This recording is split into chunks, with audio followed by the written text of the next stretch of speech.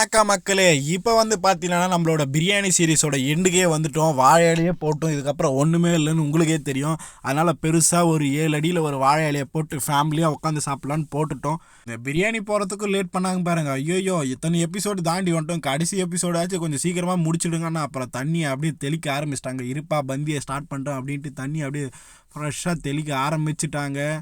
பார்த்தீங்கன்னா வேறு லெவலில் இலை இருக்குது. 7 அடியில் இலையில் 7 பேர் உட்காந்து சாப்பிட்றோம். 7 பேரா 8 பேரே உட்காந்து சாப்பிட்டோன்னே நான் சொல்லலாம். ஒரே இலை ஃபேமிலி இலையாக உட்காந்துட்டோம். வீட்டில் சாப்பிட்றது தான்ப்பா. என்ன தான் இருந்தாலும் வீட்டில் சமைச்சு சாப்பிட்ற டேஸ்ட்டே வேறு ரகம்னே சொல்லலாம் அதை.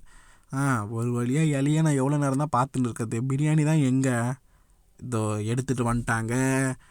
அப்பாடா பிரியாணி எடுத்துகிட்டு வந்தாச்சு.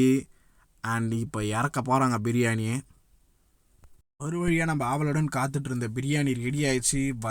வந்தாச்சு. இது ஹெண்டுன்னே சொல்லி முடிச்சிடலாம் இந்த வீடியோவை. அப்பாடா பிரியாணி தெரியல, அதில் இருக்க பீஸ் தான் தெரியுது. அப்படியே கொட்டிட்டு போங்க. பார்க்க எவ்வளோ அழகாக இருக்குது பிரியாணி. சாப்பிட்டா இந்த மாதிரி பிரியாணி சாப்பிடணும், இல்லைன்னா சாப்பிடவே கூடாதுப்பா. நீட்டாக ஒரே இலையில் ஒரு பக்கம் போட்டாச்சு. இன்னொரு பக்கம் உனக்கு என்ன, ஒரு பக்கம் போட்டாச்சு நீ தின்ன வேண்டியதானே அப்படின்னு கேட்டாங்க. இல்லை எல்லோரும் உட்காந்து ஒன்றா சாப்பிட்லாண்ணா. அடாடாடாடா பீஸு வேறு லெவல் பீஸு. அந்த பக்கம் போடுங்க, அப்போ தான் திருப்தியாக எல்லோரும் உட்காந்து சாப்பிடுவோம் அப்படின்ட்டு அந்த பக்கமும் ஃபில் பண்ண ஆரம்பிச்சிட்டாங்க. கிட்டத்தட்ட அந்த பக்கம் ஒரு 4 பேர், இந்த பக்கம் ஒரு 4 பேர் உட்காந்து சாப்பிட்டோம். கம்ஃபர்ட்டாகவே இருந்துச்சு. சரி பிரியாணி மட்டும் தான் வச்சுங்க, எங்கே அந்த சைடிஷ்? அந்த சைடிஷ்காக தானே அரை மணி நேரம் லேட் பண்ணிங்கன்னு கேட்டேன். சைடிஷ் எல்லாம் எதுவும் செய்யலப்பா.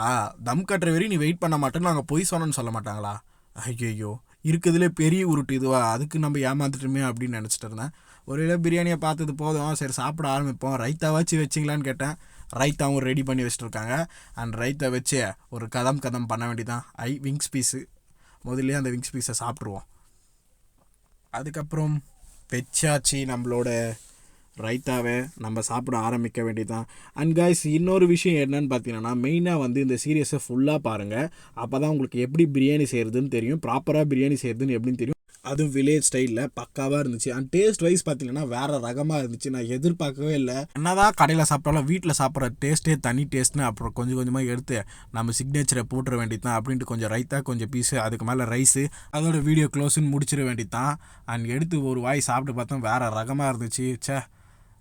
இதுக்காக வெயிட் பண்ணதில் ஒர்த்து தான். வெயிட் பண்ணதில் தப்பே இல்லைன்னு தோணுது.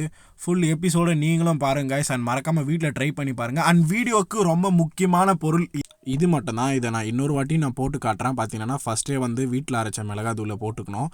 அண்ட் ஃபுல்லாக அந்த சிக்கனில் ஸ்ப்ரெட் ஆகிற மாதிரி போட்டுக்க வேண்டியது தான். அண்ட் அதுக்கப்புறம் சால்ட்டு போடணும். இதில் நீங்கள் கல் உப்பு போட தேவையில்ல. அதுக்கப்புறம் இஞ்சி பூண்டு பேஸ்ட்டு போட்டாங்க. இஞ்சி பூண்டு பேஸ்ட்டு போட்டதுக்கப்புறம் தயிர் போட்டிருக்காங்க. தயிர் போட்டு நல்லா கலக்கினாதான் இது நல்லா ஊறும். அந்த மசாலா டேஸ்ட்டும் சூப்பராக இருக்கும். வேறு லெவலில் இருந்துச்சு. அண்ட் மெயினாக பார்த்தீங்கன்னா பிரியாணியோட சீக்ரெட்டே இது தான்.